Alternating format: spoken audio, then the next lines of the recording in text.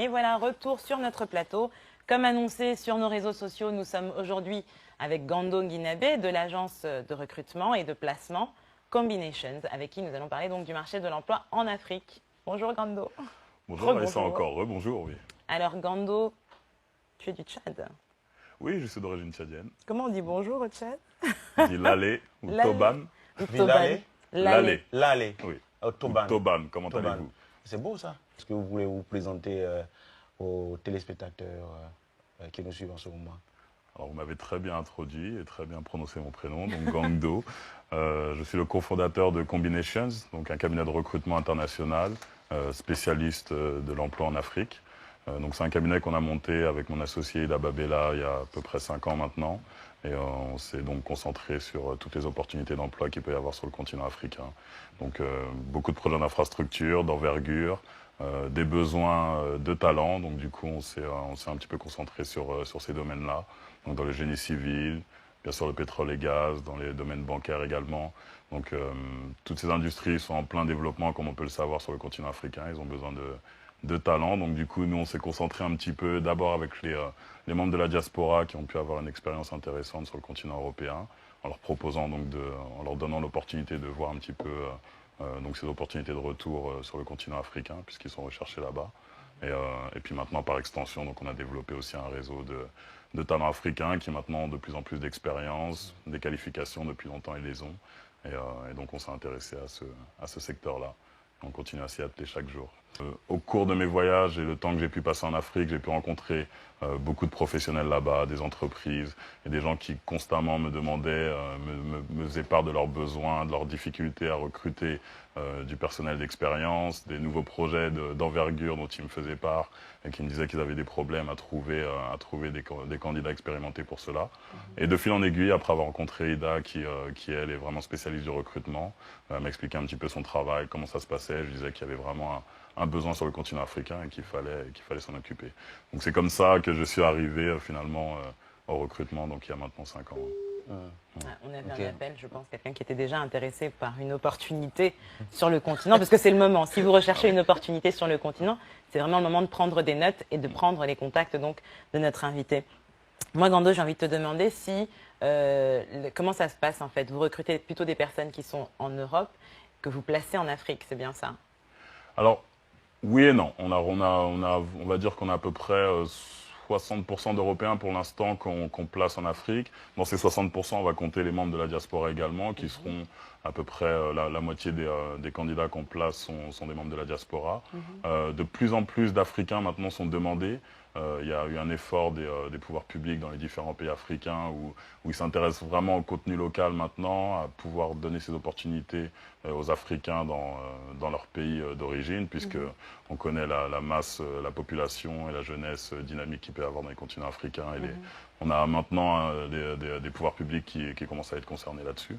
Donc du coup, on a de plus en plus de placements maintenant d'Africains, ils sont de plus en plus demandés, donc on recherche maintenant ces cadres africains qu'on pourrait mettre dans les entreprises, aussi bien des multinationales que les sociétés africaines grandissantes. Et dans ces cas-là, donc là, c'est ceux qui viennent donc d'Europe. Vous placez également des gens qui sont déjà en Afrique, Voilà. que vous pouvez, qui peuvent se déplacer d'un pays à un autre, ou comment ça se passe en fait? Oui, exactement. Enfin, on est surtout sollicité donc pour les besoins les plus difficiles. Bien sûr, il y a des besoins que les sociétés arrivent à combler aussi bien par les La annonces ou main-d'œuvre par leur locale. propre réseau. Donc, en général, on nous sollicite quand les sociétés sont dans un pays africain qui n'arrivent pas à recruter dans ce pays, qu'ils ont utilisé tout leur réseau. Donc, du coup, ils vont nous demander est-ce que vous connaissez du personnel de talent dans les pays voisins ou bien sûr sur le continent européen. Donc, on est vraiment, tous nos recrutements en général, comment dire, de la mobilité internationale. D'accord. On déplace les talents d'un pays à l'autre. Parce qu'il y a des pays qui ont trop de talents, pas assez de travail, et d'autres qui ont des opportunités, mais qui ne trouvent pas ces talents. Donc on essaie de faire le pont, en fait, entre Équilibrer, différentes opportunités. Ouais. rééquilibrer Alors, vous les avez choses. dit tout à l'heure qu'on vous sollicite. Qui vous sollicite? Est-ce que vous avez des partenariats avec des structures qui sont basées en Afrique? Si oui, dans quel pays vous exercez en ce moment? Alors on a beaucoup exercé dans l'Afrique, Afrique de l'Ouest, Afrique centrale, des pays comme le Burkina Faso, la Côte d'Ivoire, le Sénégal. aussi bien avec des multinationales qui s'intéressent maintenant. Alors il y a une tendance qui est assez intéressante, on a des multinationales qui s'intéressent maintenant au cadre africain, parce qu'ils ont beaucoup sollicité en fait les expatriés, maintenant ils veulent les remplacer par des cadres africains, et des sociétés africaines qui, elles, s'intéressent au profil européen pour acquérir cette expérience et ce standard international que peuvent leur apporter les profils européens. Quelle est la vraie difficulté que vous rencontrez dans ces placements? Est-ce qu'il est difficile de convaincre des candidats parfois? Vous parliez de chasseurs enfin, de chasser des têtes.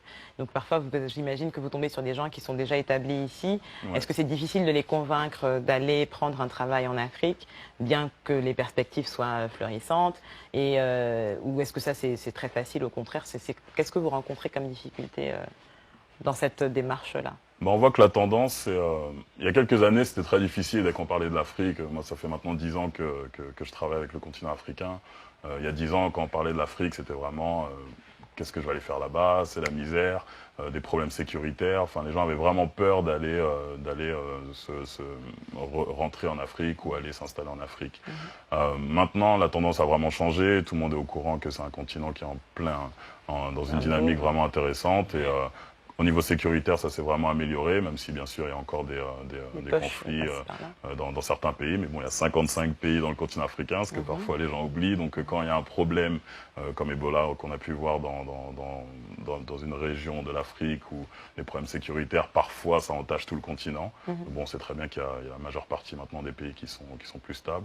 Donc pour convaincre les gens de partir sur le continent africain, maintenant c'est beaucoup moins difficile. Au contraire, il y a de plus en plus de gens qui veulent vraiment saisir cette opportunité, qui veulent se placer sur les offres d'emploi en Afrique. D'autant plus que le continent européen maintenant a eu une certaine récession qui rend le marché de l'emploi un peu plus difficile. Donc c'est de moins en moins difficile de convaincre les candidats. Par contre, on est surtout sollicité pour des besoins où les profils sont rares. En fait. On disait oui, alors quels sont les arguments qu'on peut mettre en avant dans ces cas-là pour faciliter le processus, quoi, pour permettre en fait que les gens effectivement qui sont des talents rares puissent rentrer en Afrique? Quels sont les avantages en fait que toi tu leur présentes? Alors c'est vraiment du cas par cas, il faut vraiment essayer de comprendre le projet professionnel de cette personne et savoir qu'est-ce qu'il recherche pour sa vie personnelle, sa vie professionnelle. C'est vrai qu'il y a un côté personnel qui rentre en compte. Quand on voyage, c'est un choix de vie également. Pour beaucoup, ils ont des familles, ils ont une situation déjà dans un certain pays qu'ils souhaitent conserver où il y a un changement effectué. Donc c'est vraiment du cas par cas, c'est essayer de comprendre le projet professionnel de la personne et être sûr qu'il soit vraiment adapté pour le projet.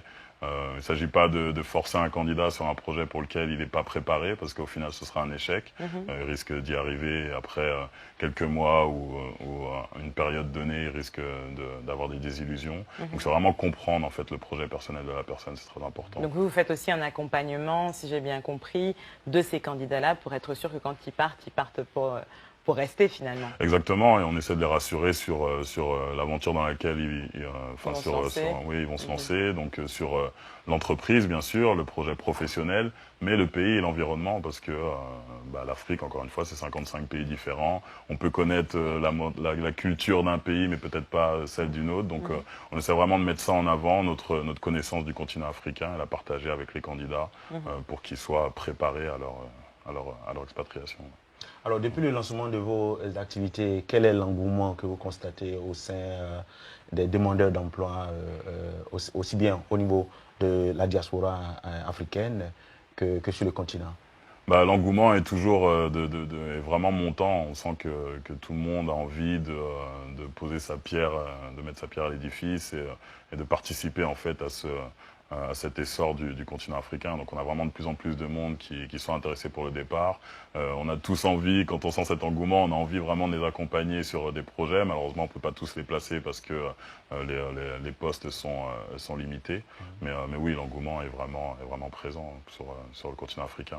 Et c'est intéressant maintenant de voir, on a eu la fuite des cerveaux il y a quelques années avec tout le monde qui cherchait l'Eldorado en Europe. Maintenant, on sent un petit peu l'engouement inverse, exactement. Et on sent qu'il y en a beaucoup qui, après un certain nombre d'années d'expérience en Europe, se disent mais notre continent est en train de se développer, il faut qu'on en fasse partie. Et c'est un bon message aussi pour les Africains sur le continent. Pourtant, ils vont vraiment se concentrer sur le développement du continent africain. Donc...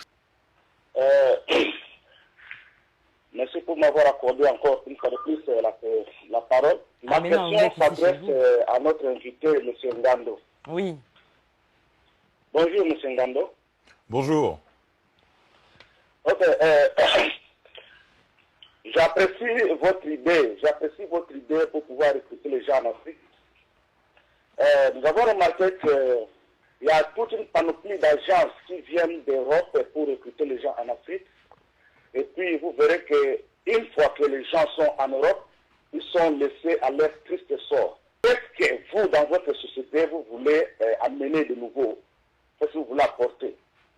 Dans un premier temps, on va recruter uniquement pour des positions en Afrique. On va pas faire le phénomène inverse. On avait parlé de la fuite des cerveaux où vraiment les talents africains sont quittés l'Afrique pour des postes en Europe. Nous, on est vraiment dans une démarche différente. Le On veut retour vraiment des cerveaux. s'occuper de répondre aux postes qu'il peut y avoir en Afrique. Je crois que vous avez parlé également des conditions d'expatriation pour des Européens et pour les Africains.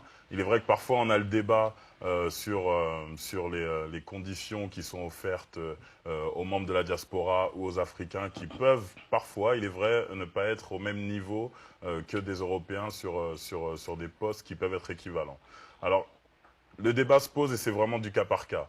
Parfois, en fait, si on se positionne sur des candidats africains ou des candidats de la diaspora, c'est vraiment pour qu'ils restent sur la durée. Donc du coup, la notion de package d'expatriés a moins de sens parce que c'est pas un package temporaire.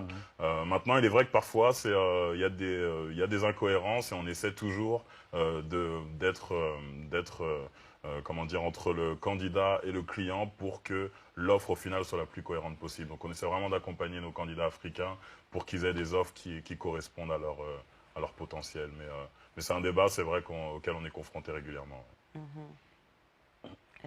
Monsieur Kivan, Ok, merci beaucoup. Oui, merci beaucoup. Je vous souhaite de très bonnes choses. Bon courage. Merci beaucoup. J'espère avoir répondu à votre question.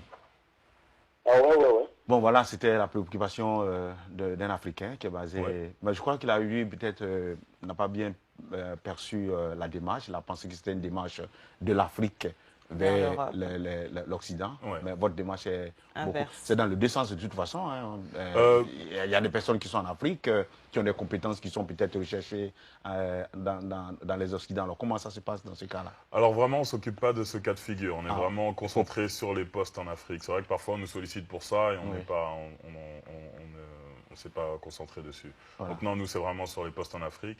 Et puis c'est intéressant de voir que l'entrepreneuriat est vraiment aussi une issue parce que c'est vrai que on aimerait pouvoir aider tous les chercheurs d'emploi, les demandeurs d'emploi sur le continent africain, mais il n'y a pas de poste pour tout le monde. Donc c'est vrai que l'entrepreneuriat est vraiment important et à développer. Donc c'est bien qui ait décidé de monter sa propre entreprise. Alors, est-ce que depuis que vous avez commencé vos activités, vous vous êtes retrouvé en face d'un cas difficile, par exemple, quelqu'un que vous avez convaincu ou recruté en Afrique et qui ne s'est pas senti bien et qui revient à vous, par exemple?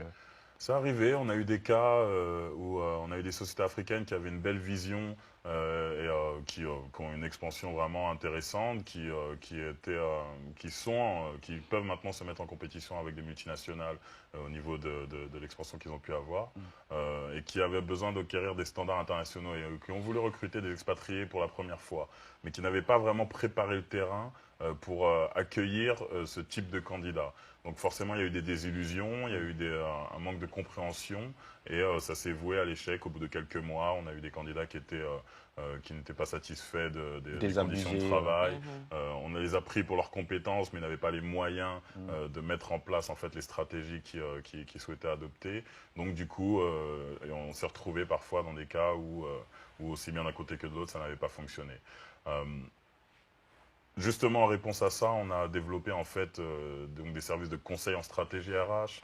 On propose maintenant de l'audit organisationnel, de l'audit social pour aider ces entrepreneurs africains qui ont vraiment la volonté de bien faire et d'acquérir ces standards internationaux, vraiment d'avoir les outils pour leur permettre de mieux gérer leur entreprise, de mieux accueillir en fait du personnel de qualité et monitorer leur performance, garder leur personnel motivé en leur donnant des objectifs et s'ils atteignent ces objectifs, pouvoir progresser dans l'entreprise. Donc maintenant, on a étendu un peu nos services à ce type de conseils en stratégie RH pour éviter justement ces désillusions et les aider à se développer. Hein.